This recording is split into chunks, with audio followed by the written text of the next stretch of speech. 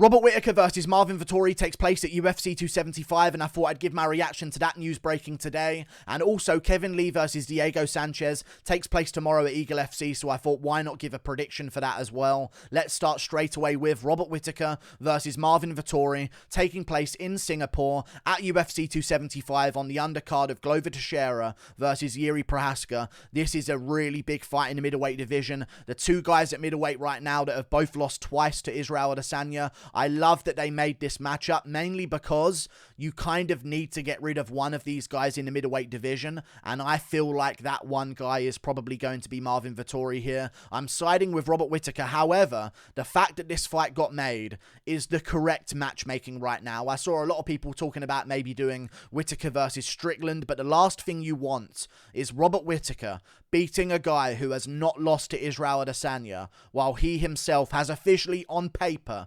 regardless about him very obviously winning that second fight according to the rules and scoring criteria of MMA that people can't quite accept. On paper, he's lost twice to Adesanya. You don't want him eliminating fresh matchups for the champ. That would be very bad. So they've matched them up together, him and Vettori. One of them stays, one of them goes in the top 3 or top 5 of the middleweight division at least. I mean, even if Vettori loses, he's still about 27 years of age, so there's still a chance he can rally back around and get back towards the belt anyway. But I do believe that Vettori will be the one losing here against Whittaker. I honestly do believe this is going to be like a Gastelum type performance for Robert Whittaker. I mean, I called it in that fight. I said this is going to be the best performance of Robert Whittaker's entire career, and it kind of was. I mean, I know Whittaker's had certain moments where he's destroyed Jacare in the second round with a head kick and even beaten Brunson in the first round by head kick, but never has he looked as clean and technical and amazing as he did when he fought Kelvin Gastelum. And I said this is going to be the easiest fight of his career.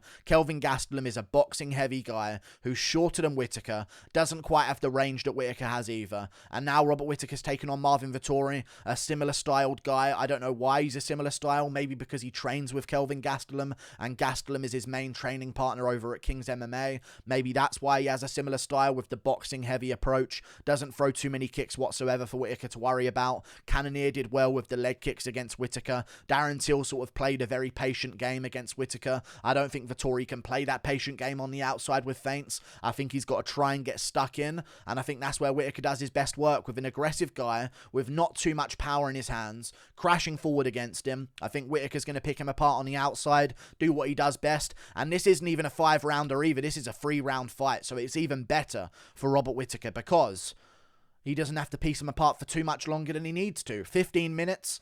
Nice little break for Robert Whittaker. He hasn't had a 5-round fight in 2 fights now. He fought Gastelum for 5 rounds, Adesanya for 5 rounds. I believe the Cannonier fight was the co-main event of Khabib versus Gaethje at UFC 254, so that was a 3-round bout. And of course, the Darren Till fight was 5 rounds as well, so I'm going to call a 30-27 unanimous decision for Robert Whittaker. I think this is a great matchup for him. I'm just going to brighten up my face right now while I go to Tapology and check the reaches of both of these men. Whittaker 73.5. I think Vettori's got slightly more at 74 inches of reach. I mean, that's something that maybe you could argue in Vettori's favour. Whittaker won't really be able to pick him apart as good as he has other people, because Vettori's got quite a good reach at 74 inches. But even still, I think Whittaker's range management and distance control is going to be too good for Vettori. And as I said, man, you've got to have some big power to terrify Whittaker, in my opinion. And as much as Marvin Vettori does look like a big, hulking, strong guy, he don't really have that power in his hands. He dropped Jack Hermansson, but other than that, I'm struggling to think of a single person he's ever rocked in his entire career, outside of Andrew Sanchez a couple of times, maybe. And that's pushing it a bit. Like, I don't even know if he rocked Andrew Sanchez that badly, but he, like, tagged him a couple of times with big shots. Cole Roberson, he beat up on the ground and then got the rear naked choke. But Vettori's not really a guy with this big power that you got to watch out for, or you might get chinned. And I think if Whittaker doesn't have to worry about that, he's going to have one of his best performances of his career. And I think that's exactly what happens against Vettori. It's a big fight in the middleweight division, though. The winner of this one's going to be in a very weird situation. Don't know what they're going to do next, really. They're probably going to have to win 3 in a row. Maybe hope that Cannonier beats Adesanya, and then if Whittaker wins, he could argue, hey, I beat Cannonier, I'll take on Cannonier, Adesanya takes some time off. Then Adesanya comes back to fight Whittaker if he beats Cannonier for his trilogy there. I don't know, there's going to have to be a lot of lucky things going on for either of these men to ever see a title again within the next year's time at least. So they're going to have to win 3 in a row. And I think the winner of this one should be looking to maybe take on... I don't know. I genuinely don't know right now. It's a very weird situation at middleweight because we keep using these phrases, and I keep hearing Dana White even say this, and some of the other media members. Adesanya and Usman are lapping their division. They are lapping their division. But not really, though. You know? Like, there's a lot of rematches going on right now. And that is lapping your division, I understand. But there's also a lot of fresh contenders that just by the odds of stylistic matchups aren't able to beat these guys that are also able to continue to fight Adesanya and Usman twice over each. You know what I mean? Masvidal shouldn't have got a rematch against Usman.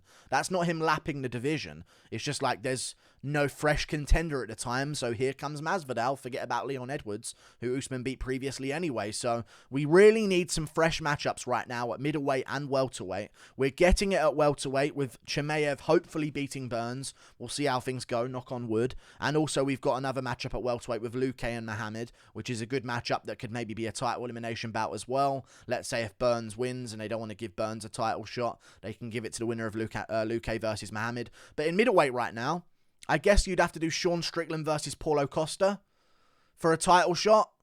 I guess. Not Paulo Costa if he wins getting a title shot, but if Strickland wins, he get a title shot. But the problem with that is, I don't know if I want to see...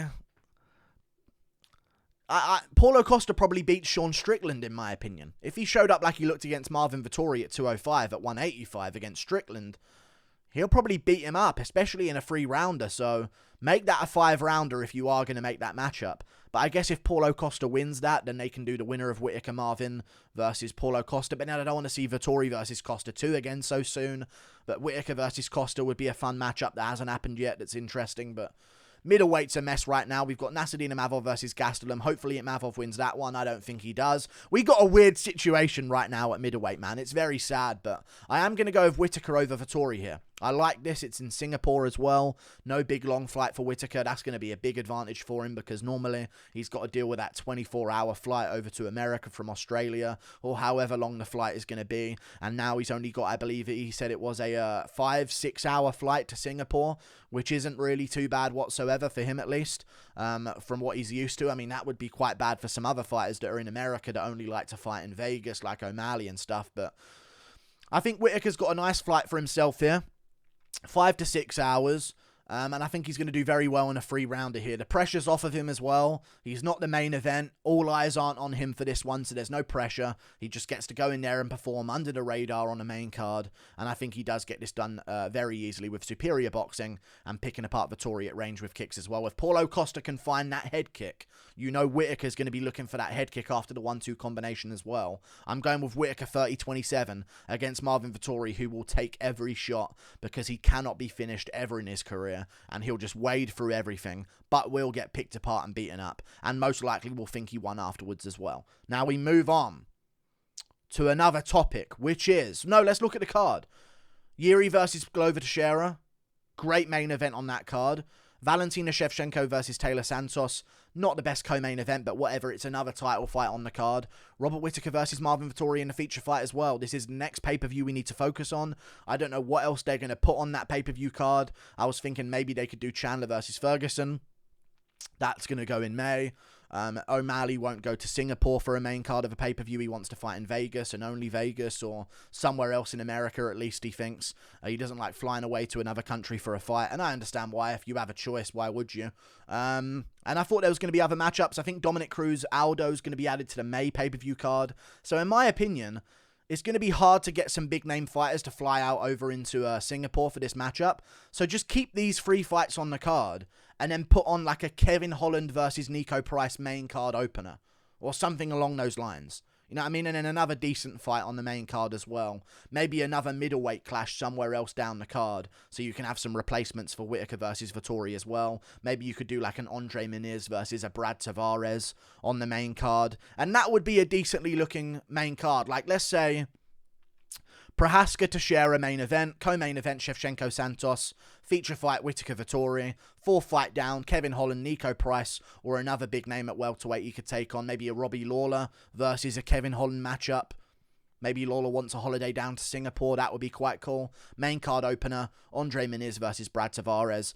I think that would be an acceptable pay-per-view card with strong enough prelims underneath, with some of the Australian talent like a Brad Riddell and maybe even a Jamie Malarkey, a Jack Della Maddalena, some of the Asian talent as well. Maybe if Song Yadong wins against Moraes, he can headline the prelims here. Either way, let's move on to another topic. Kevin Lee versus Diego Sanchez takes place this weekend at Eagle FC. It actually takes place tomorrow, so I thought I'd give my prediction on that one real quick, just at the end of this video. I think Kevin Lee's going to KO him in the first round on the feet in brutal fashion because Sanchez is, how do I say this politely? Diego Sanchez has Down syndrome, and I think he's going to get smacked up quite badly in the first round here by Kevin Lee. If Kevin Lee can grit down and finish off Gregor Gillespie in the first round, he can grit down and finish off a guy like Diego Sanchez. However, in a 5-round bout with Kevin Lee, there is never a time where you can be supremely confident in him because his cardio is quite terrible. However, his cardio has been proven to be quite terrible against guys like Tony Ferguson. You know what I mean? Against guys like Alaya Quinta, who KO'd Diego Sanchez in the first round, by the way. Against guys like Rafael Dos Anjos at welterweight. And these guys are really good pace keepers in the UFC. So is Diego Sanchez the same level of pace keeper as those other guys? No, I'm definitely going to be picking Kevin Lee here. But I believe minus 850 in the odds for Kevin Lee. I mean, risky, man. Like, Michael Chiesa took down Diego Sanchez so many times and chained together submission attempt after submission attempt, ground and pound after ground and pound, and just couldn't get Diego Sanchez out of there. Even if Diego Sanchez has no athleticism anymore whatsoever, no brain cells left whatsoever, one spare chromosome for sale as well, he still has his jiu-jitsu understanding, which is going to make him extremely difficult to submit. So if Kevin Lee goes in there with the game plan of submitting Diego Sanchez, it could go wrong, and maybe Sanchez survives and Kevin Lee gasses out from squeezing his arms on submissions that aren't in and stuff like that. But I will see Kevin Lee going out there, gritting down early on, planting his feet, throwing shots back and forth with Diego Sanchez, and just putting him out cold badly in the first round, either with a head kick or with just a straight 2 combination. Diego Sanchez is done. He has no idea what he's doing in the cage whatsoever. It's remarkable that he's still with us at this point, because I feel like every other weekend something wrong is happening to Diego Sanchez. I think he got his car broken into and some people took the stuff out the back seat, but I'm honestly not even above the idea of that being Diego Sanchez doing all of this stuff to himself in like a blind CTE trance. You know what I mean? Like he's under the spell of CTE in a trance and he's just wandering around, smashing his own car seats, throwing all the belongings in a bush and then going, "They stole our car stuff, guys," you know, and, "Oh, not again, Diego." Just like that guy who threw a rock at the gym the other week. "Yeah, that random guy." You know, it's just Diego Sanchez at night, drunk, on CTE, bricking windows of his own gym. Like, I don't know. I'm worried about Diego Sanchez here. I don't think this is a fun matchup for him. But he has a chance. And he shouldn't be a minus... Kevin Lee should not be a minus 850 favorite. But he probably does win. I just think it's sad, though, in my opinion, that we have not had an 165-pound division in MMA before. And when you look back in the history books of this very sport and martial art, of mixed martial arts, it will say in the history books, the first ever 165-pound world championship belt was owned by the winner of Kevin Lee versus Diego Sanchez. It actually kind of pisses me off a bit that is going to be a fact in the annals of history of MMA. It really kind of does. This prestigious sport that we are in deserves a bit of a better legacy than that for one of those divisions. And I think that maybe just because it's between Kevin Lee and Diego Sanchez, the UFC will never make this belt in the UFC. They should, It should be 135, 145, 155, 165, 175, 185, 205, because middleweight doesn't have enough talent as it is, so let's not split that up into another division, into 195, 205, and then heavyweight. That's all I need. Shimmy him about 170 to 175, 165, so Covington can be champ. Main reason. But either way, it'll be fun anyway, right, to get those matchups between the lightweights and the welterweights that can meet in the middle and have great fights against each other. But let's see what happens this weekend. I'm kind of rooting for Kevin Lee because I want his career to continue and him to still be able to make some good money, because if he loses this one, it's, you know, hoping Mike Perry loses at BKFC to make a matchup there. Like, there's really not a lot of options for Kevin Lee if he doesn't get past Diego Sanchez here. But if he wins, call up Woodley. Hey, Woodley, you versus Kevin Lee. We'll do a press conference where you talk shit to each other. 165-pound world title. You're not a massive welterweight anyway, so maybe you can trim yourself down. That could be a matchup next. We'll see what Kevin Lee does, or we'll see what Khabib does, because what I believe will happen is, hey, Kevin Lee, you know how we got you signed under that contract? Yeah? You know how we gave you Diego Sanchez to get you to sign that contract? Yeah? Well, here's a 50-0 Dagestani prospect at 165. That's your next matchup, dude. Sorry, you're the champ. You got to defend. Kevin Lee's dead. You know what I mean? Like and subscribe. Thank you for watching. Kevin Lee, first round KO. Whittaker decision. Click that button up there. Toodle pip. I'll see you later. Goodbye.